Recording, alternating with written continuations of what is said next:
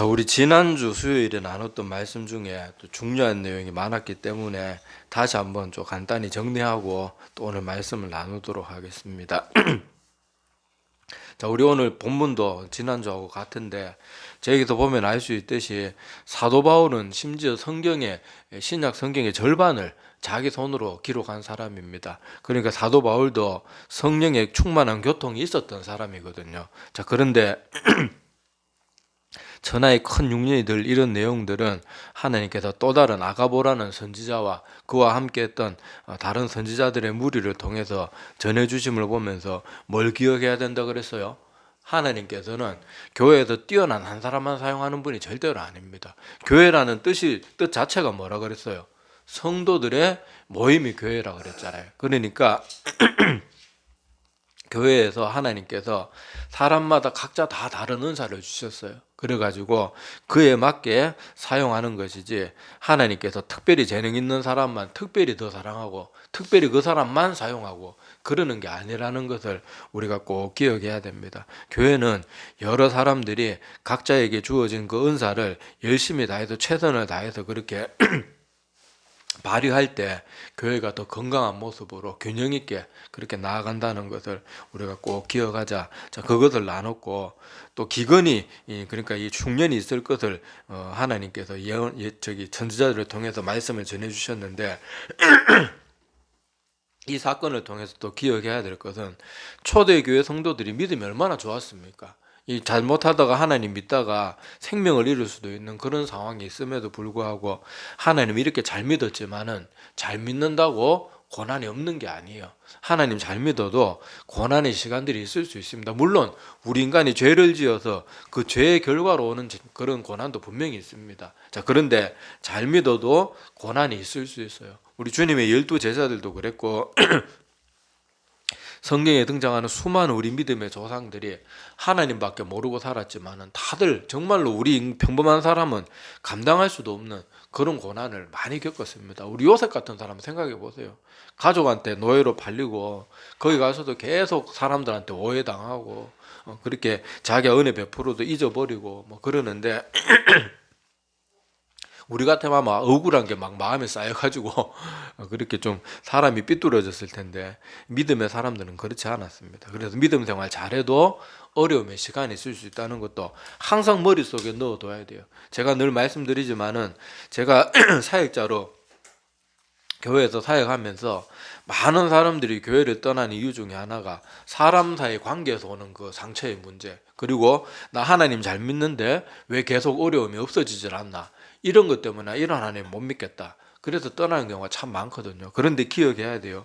우리보다 훨씬 더 잘 믿은 믿음의 사람들은 우리보다 더 어마어마한 고난도 겪었다는 거 꼭 기억하시기를 바랍니다. 다윗은 어려서부터 한 번 엇나감도 없이 심지어 양을 치러 그 광야에 나가서도 틈만 나면은 수금을 키고 말씀 묵상하면서 하나님 얼마나 기쁘게 했습니까? 그런데 그 다윗이 20살부터 30살까지 10년 동안 온 나라가 자기를 죽이려고 쫓아다니는 그 끔찍한, 여러분 생각해 보세요. 지금 대한민국이 나만 보면 잡아 죽여도 된다 그런 명령이 떨어지고 특히 막 죽이라고 권장을 하고 있다 그러면 사람이 살아갈 수가 없어요. 나가지도 못하고 이건 뭐 사회생활도 안 되고 그냥 죽어야 되는 거예요. 그런데 다윗같이 신실한 사람이 그런 일을 겪었다니까요. 근데 우리는 하나님 좀 뭐 제대로 사실 뭐 그렇게 잘 믿는 것도 아니면서 조금 신앙생활 하는데 어려움 조금 찾아온다고 다윗과 같은 사람들이 당했는 거 100분의 1도 안 당하면서 그거 조금 어려움 빨리 안 없애주고 경제적으로 조금 쪼들리고 그런다고 나 이렇게 보관 주는 하나님 뭐하러 믿나? 못 믿겠다 이러면서 떠나면은 그건 자기에게만 손해가 되는 거예요. 어리석은 모습입니다. 자, 그리고 하나님께서 이렇게 고난의 시간이 올 것을 미리 알려주셨다는 거 두 가지 뭘 기억하라 그랬어요? 이 모든 일은 하나님의 뜻과 계획 가운데 이미 하나님 안에서 이루어져 있는 일이에요. 그러니까 하나님은 이런 일을 하나님이 이미 계획하셨기 때문에 이런 일이 일어나기 몇 년 전에 이미 알려주시는 거예요. 그리고 그렇게 알려주셨다는 것은 뭐 때문에요? 우리를 사랑하셔가지고 대비하도록 알려주시는 거예요. 그러니까 우리가 고난이 찾아오면 불평만 할 것이 아니라 우리가 다 하나님의 뜻을 다 우리의 생각이 짧아서 다 할 수는 없지만은 이 모든 일들은 하나님의 뜻과 계획 가운데 있는 것이고 또 하나님께서는 그렇게 미리 알려주시는 것들, 이런 것들은 또 우리 말씀을 통해서도 우리가 인생에 이런 저런 것들이 미리 대비할 수 있는 것들이 많잖아요. 그런 것이 다 하나님께서 우리를 사랑해 주셔서 미리 대비하도록, 성경에서 우리에게 신앙생활 또 그 대충 하지 말고 정말 정신 차리고 바짝 해야 된다. 뭐 행함이 없는 믿음은 죽음이다. 이런 걸 왜 계속 알려줘요? 우리가 멸망의 길로 가지 않도록, 착각하지 말고 신앙생활 철저하게 잘해서 다 구원받는 길에 가도록 미리 알려주시는 거잖아요. 근데 우리는 그런 말들을 소홀히 여기는 거예요. 다 그게 자기에게만 손해가 되는 겁니다. 자, 이제 오늘 본문 말씀으로 또 돌아가서요. 자, 이 큰 흉년이 있을 것을 알려준 사람은 선지자 무리들 중에 특히 아가보라는 사람이었습니다. 근데 성경을 조금 자세히 읽어본 분들은 아시겠지만 아가보라는 사람이 여기에만 등장하는 게 아니고 나중에 또 등장합니다. 자, 어디에서 등장하는가 하면 자, 우리 사도행전 펼쳐져 있으니까 사도행전 21장으로 한번 가보시기 바랍니다. 자, 사도행전 성경 펴가지고 사도행전 21장 8절을 한번 보세요.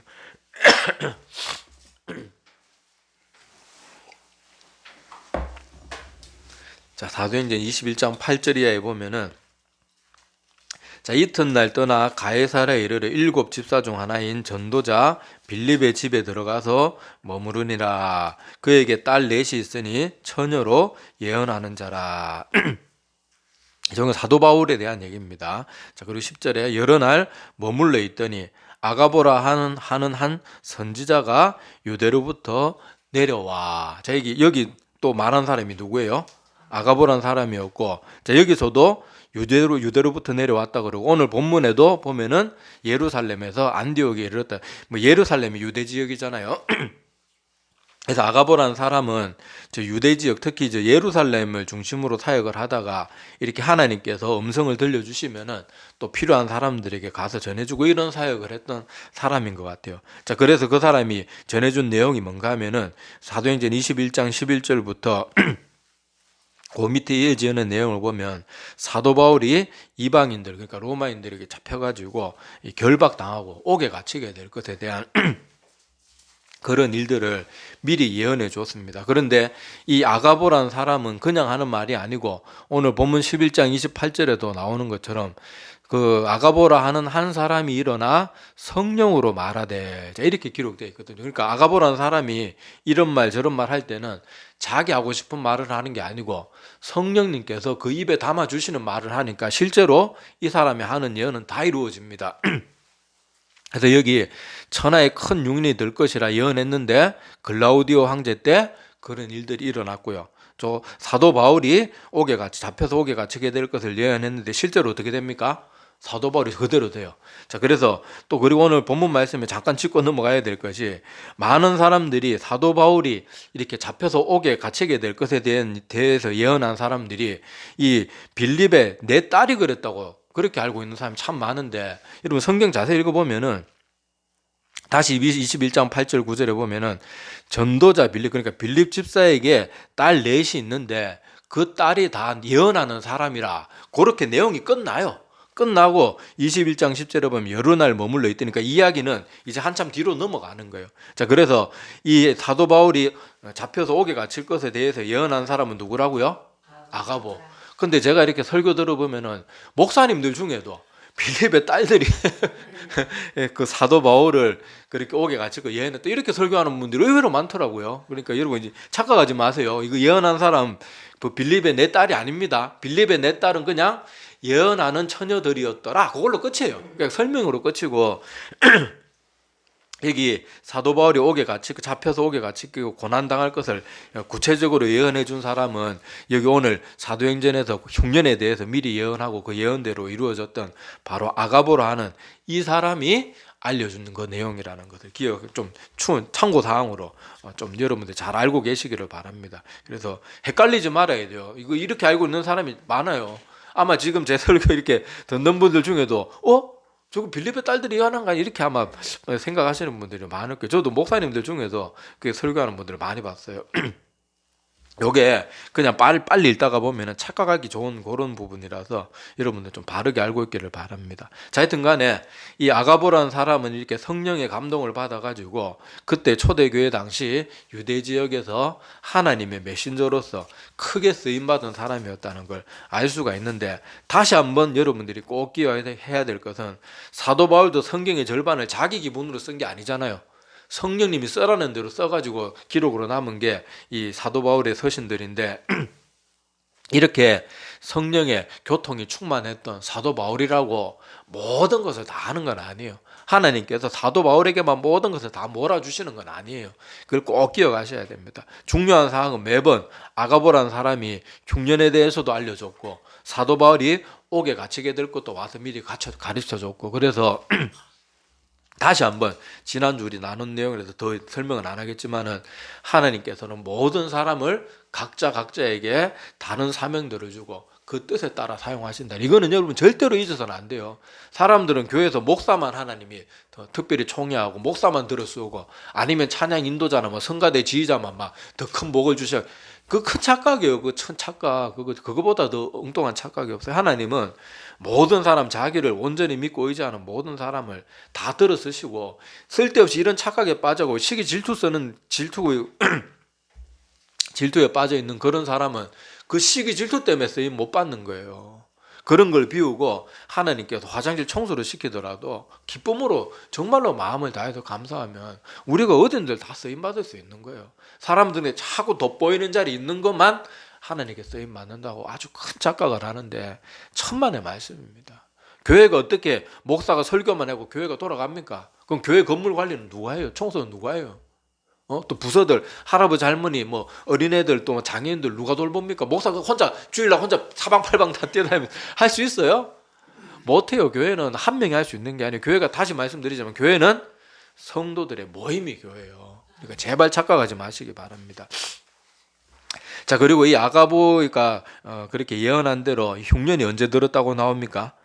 글라우디오 황제 때 이런 일들이 있었다고 그렇게 사도행전에 기록이 되어 있는데, 자, 글라우디오라는 사람은 로마 제국의 4대 황제입니다. 그래서 역사에는 클라우디우스 이렇게 남아있는 그 사람인데, 요 다음 황제가 우리가 잘 아는 미친 네로고, 요 앞에는 갈리귤라. 그러니까 전부 약간 이상한 황제들 사이에 있었던 그런 사람인데, 자, 이 글라우디우스 이 사람이 초기에는 별 문제가 없어요. 집권 초기에는 별 문제가 없었는데 이 사람이 권력을 가지면 사람들이 이상하게 권력을 맛보면은 약간 맛이 가요. 이 성경에도 보면 유대의 그 훌륭했던 왕들이 나이 들면서 점점 이상해지는 경우가 많잖아요. 이 권력의 맛을 보면은 사람이 조금 타락하는가 봅니다. 그래서 이 글라우디오라는 황제가 초반에는 뭐 그렇게 문제없이 잘 그렇게 뭐 다스려 나갔는데 집권을 하면서 점점 세월이 흐르면서 사람이 이상하게 변질됩니다. 그래가지고 갑자기 막 유대인들의 종교 집회 못하게 하고, 또 강제로 유대인들을 막 추방하고, 그래서 우리 성경에 나오는 것처럼 막 초대교회 성도들이 막 여기저기 쫓겨다니고, 예루살렘 그 초대교회 그 유대 출신의 그 사람들뿐만 아니라 막 다른 이런 외적인 환경에 의해서도 이 양쪽에서 막 그 초대교회 성도들이 핍박을 받았어요. 그래서 유대 그 로마 출신 로마 지역에 살고 있던 유대인들은 어느 날 하루 아침에 그냥 막 강제로 추방당하고, 이런 일들이 이 사람이 그렇게 실행을 했습니다. 자, 그리고 나중에는 심지어 여기서 더 변질되고 어디까지 가는가 하면요, 이 황제 숭배를 만들어냅니다. 그래가지고 자기 조모 할머니를 여신으로 추앙하게 만들고, 자기 조부 할아버지를 신으로 모시게 하고, 또 곳곳에 자기 신상을 만들어 가지고 자기를 예배하게 했어요. 그래서 이 사람이 황제 숭배를 강조하는 정신 나간 사람으로 그렇게 이상하게 변질되게 됩니다. 그리고 결국에는 어떻게 죽는가 하면은 뭐 역사의 짧은 기록으로는 독버섯을 먹고 중독돼서 사망했다 이렇게 말하는데, 다른 역사의 기록들을 보면은 여기 이 다음 황제가 네로였다 그랬잖아요. 그래, 네로의 어머니라는 이 여자가 좀 약간 골 때리는 사람이야. 그래가지고 이 사람이 그 평소 버섯 요리를 좋아하는 글라우디오 요리에 이렇게 독사를 했다고 그렇게 나오고, 조금 더 구체적인 내용들을 제가 찾아보니까 처음엔 버섯 먹고 막 토만 하고 죽지는 않았대요. 그런데 이 여자 이름이 소아그리피나 이렇게 이름이 그런 사람인데 이 황제를 그렇게 돌보는 주치, 그러니까 황제의 주치까지 포섭해가지고 그렇게 막 그 의사의 손에 의해가지고 이 독보 그 버섯 요리에 독을 탔는데도 먹고 안 죽고 막 구토만 하고 이러니까 거기 그냥 그 의사를 투입해가지고 그냥 확실하게 죽였다. 뭐 그런 내용이, 이거는 뭐 확실한 기록으로 남아 있는 게 아니고 뭐 야사처럼 카더라 통신인데, 자 하여튼간에 그런 식의 역사의 내용들도 있습니다. 하여튼간에 이것을 보면요, 흉년이 안 될 수가 없는 거예요. 이렇게 우상 숭배를 하고 자기를 신격화하고 자기의 조모 조부를 신으로 만들어서 또 심지어 자기 신상까지 만들어 가지고 그렇게 숭배하게 만드니까 하나님께서 어떻게 진노하지 않을 수가 있겠습니까? 자, 하여튼 간에 이런 글라우디오 황제 때 이런 큰 흉년이 들어가지고 사람들이 고통을 당하게 됩니다. 그래서 오늘 말씀해 보면은 이 지역 그때 당시 이 흉년이 그 근방 지역에 다 흉년이 들었는데 특히 유대 지역에 더 심했던 것 같아요. 그래서 오늘 말씀해 보면은 자 29절에 보면 자 28절 끝에는 글라우디오 때에 그 흉년이 들었다라고 그렇게 돼 있고, 자 29절부터 보면 제자들이 각각 그 힘대로 유대에 사는 형제들에게 부조를 보내기로 작정하고 이를 실행하여 바나바와 사울의 손으로 장로들에게 보내니라. 자 여기 보니까 28절에 보면 흉년이 천하의 큰 흉년이 될 거라고 했으니까 여기 한정적으로 거기만 그 안디옥 지역만 말하는 게 아니고 그 고대 근동지방 그쪽에 아마 다 흉년이 들었던 것 같아요. 그런데 오늘 이렇게 힘든 가운데서도 부조를 보내기로 작정한 거 보니까 어느 지역이 극심했다는 걸 알 수가 있어요. 유대 지역이 특히 더 극심할 수 있었다는 걸 알 수가 있습니다. 그런데 오늘 자세한 기록은 없지만은 여기서도 하나님의 일하심을 볼 수가 있어요. 자, 여기 여러분, 우리 지금까지 사도행전의 내용들을 보고 복음서의 내용들을 보면은 초대교회 성도들이 그렇게 믿음이 좋았음에도 불구하고 여전히 이방 출신과 또 유대 지역 출신 성도들 간에 이 알력 다툼 같은 게 있었어요, 없었어요? 있었잖아요. 심지어 초대교회 때 과부들이나 가난한 사람들 먹을 거 나눠줄 때도 어땠어요? 자꾸 유대 출신 사람들만 더 챙겨주고 나중에 이방 지역 사람들은 챙겨줄 게 없어가지고 소외되고 뭐 이러는 문제가 성경 기록으로 남아있잖아요. 그래서 뽑은 직분이 뭡니까? 집사 직분이 그때 7 집사가 처음으로 세워지잖아요. 이런 일을 공평하게 처리하기 위해서. 자, 그런 것처럼 이 초대교회에 보이지 않는 이런 이방인과 유대인 지역 사이에 같은 그리스도인이면서도 자기들 간에 이런 문제가 있었고, 심지어 복음을 받아들이기 전에는 제가 뭐 여러 번 복음서에도 나오지만은 아예 같은 동족인데도 불구하고 사마리아 지역은 삥 둘러서 간다 그랬잖아요. 몇 날 며칠 한 일주일에 더 가더라도 그 먼 거리를 돌아가요. 왜냐면 저 인간들이 인간 취급도 못하는 놈들이다. 아니 다 같은 혈육인데 같은 피를 받은 사람인데 조상 걸로 조금만 더 거슬러 올라가면 다 한 조상에서 나왔는데 이방인들은 피가 좀 섞였다고 그렇게 멸시하고 무시했다니까요. 그런데 그게 하루아침에 고쳐지겠냐고요. 사람들 중에 막 훌륭하게 그리스도인으로 바뀌는 사람도 있겠지만 사도 바울처럼 심지어 베드로도 어떻겠다고 나와요. 이방인들하고 밥 먹고 있다가 유대 출신 사람도 온다 그러니까 뭐 한 소리 들을까 봐 그 자리 피했다가 사도 바울한테 걸려가지고 성경의 기록으로까지 남아가지고 그렇게 혼나잖아요.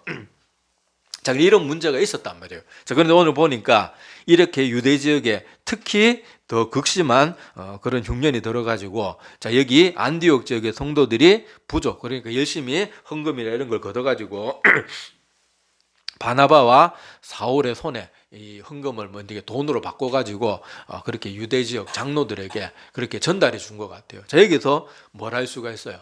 하나님께서 그 콧대 높게 자꾸 이방인들 무시하고 그랬던 그 유대 지역의 성도들에게 이 이방인들의 손에 도움을 받으면 어떻게 되겠어요? 그리고 이 사람들이 지금 장로들의 그 바나바와 사울을 통해서 이렇게 자기들에게 전해온 그 헌금을 받아들였다는 건 또 뭡니까? 이방인들의 그 정성을 받아들였다는 거거든요. 이대로도 계속 물론 아주 못된 인간들은 그렇겠지만 이 사건을 계기로 어떻게 됐을 것 같아요? 많은 그 갈등 이런 것들이 무너져 내렸을 거란 말이에요. 그래서 하나님께서 여기 흉년이 들었지만은 이 흉년 가운데 특히 유대 지방에 더 극심한 흉년이 들게 하고 또 한쪽은 도울 수 있는 여유를 허락하셔가지고 그동안 이방인과 유대 지역 사이에 있었던 그 뭐 이렇게 보이지 않는 벽이나 담 이런 것들이 하나님께서 무너뜨리는 계기를 만드신 거예요. 그래서 성경 읽을 때 이런 것을 자꾸 묵상해 보면요, 하나님께서 이렇게 일하시는 게 보입니다. 그래서 여기서도 하나님께서 똑같은 흉년이지만은 더욱더 유대 지역에 극심하게 해서 또 이방인 지역 그리고 유대인들이 그렇게 멸시하고 무시하고 같은 그리스도이면서까지도 심지어 구제하면서까지도 차별을 뒀던 그 이방인들에게 도움을 받게 해가지고 교회에 보이지 않는 이런 균열이라든지 이런 분열이라 뭐 하여튼 그런 것들 뭐 선입견이라든지 많은 것들을 이 사건들을 통해서 하나님께서 이렇게 아우러 주시는 거예요. 물론 그렇게까지 해도 못된 인간들 안 바뀌는 인간도 분명히 있긴 있을 거예요. 그래도 대체로 분위기 어떻겠어요? 여기서 딱 보면 알 수 있겠지만은 도움을 줬는데 도움을 받아들였다는 거. 만약에 막 정말로 나는 굶어 죽으면 죽었지 저것들 도움을 못 받는다 이래가지고 안 받은 게 아니었잖아요. 받아들였다는 것 자체가 이방인들의 그 흥건과 믿음과 정성을 자기들도 받아들였다는 거거든요. 그러니까 여기 조금만 자세히 보면은 여기 우리가 잘 발견하지 못했던 성도들 간의 화합, 또 지역 간의 그런 화합 이런 것들을 우리가 여기서 볼 수가 있습니다. 그래서 하나님께서는 이렇게 사람들의 분쟁이나 흉년이나 이런 여러 가지들 문제 속에서도요, 하나님께서 계속 자신의 일을 이루어 나가십니다. 그리고 우리 앞에서 살펴본 것처럼 이 초대교회 성도들이 핍박을 받아가지고 전국 곳곳, 세계 곳곳으로 흩어질 수밖에 없었잖아요. 그런데 그 와중에서도 하나님께서 어떻게 하세요? 오히려 그렇게 세계 곳곳으로, 전국 곳곳으로 여기저기로 퍼져나가는 그 사람들을 통해서 복음이 더 급속하게 뻗어나갈 수 있게 하셨거든요. 그러니까 우리가 자꾸 왜 이런 고난이 찾아오지, 왜 이런 문제가 발생하지, 뭐 막 이러는 속에 하나님께 우리가 못 깨달을 뿐이지 하나님께서는 계속해서 자기의 일을 자기가 예언하신 대로 하나는 아무리 외부에 핍박이고 아무리 방해가 있어도요, 하나님의 뜻은 아무도 못 꺾습니다. 오히려 자기들 딴에는 막 최선을 다해서 방해한다고 생각할지 모르지만은 예수님을 바리새인이라는 서기관들, 자기가 사탄의 수하인 줄도 모르고 실제로는 사탄의 수하가 되어 있었던 그 사람들, 예수님을 그렇게 십자가에 못 박아 죽이려고 안달을 다 했는데 알고 보니까 그게 뭐 한 거예요? 하나님의 그 계획을 성취하는 일에 자기들이 제일 열심히 나섰던 거예요. 하나님 그 사단 마귀가 제일 하기 싫어했던 그 일을 지들 딴에 하나님의 뜻을 모르니까, 사단이 우리 인간들보다는 수천 수만 배 똑똑하잖아요. 그런데도 하나님의 뜻까지는 알 수 없으니까 지들 딴에는 최선을 다해서 예수님을 제거했는데 알고 보니까 그게 뭐냐고요? 하나님의 구원을 성취하는 거예요. 구원사역. 창세기 때부터 예언된 그 구원의 사역. 여자의 후손이 뱀의 머리를 밟아서 그렇게 이길 것이다. 그 예언을 이루었는데 지들 딴에는 온 막 힘을 다해가지고 이루어낸 거예요. 그러니까 하나님의 뜻은요, 아무도 못 막습니다. 하나님 잘 믿는데 왜 이런 고난이 옵니까? 우리가 다 몰라요. 알지는 못하지만은 지내놓고 보면은 하나님의 뜻이 분명히 있었을 거예요. 우리가 이 땅에서 다 이해하지 못했던 것들 나중에 하나님 나라에 가서 하나님 품에 안겨가지고 다 깨닫게 되는 그때가 올 거예요. 그때는 아이고 내가 그거 가지고 그것도 모르고 아이고 내가 하나님 원망 많이 했습니다. 우리가 하나님 앞에 회개하고 사과하고 막 용서를 구해야 될 일이 많을 거예요. 그러니까 불평하지 말고, 물론 힘든 시간에 안 힘든 사람이 어디 있겠어요.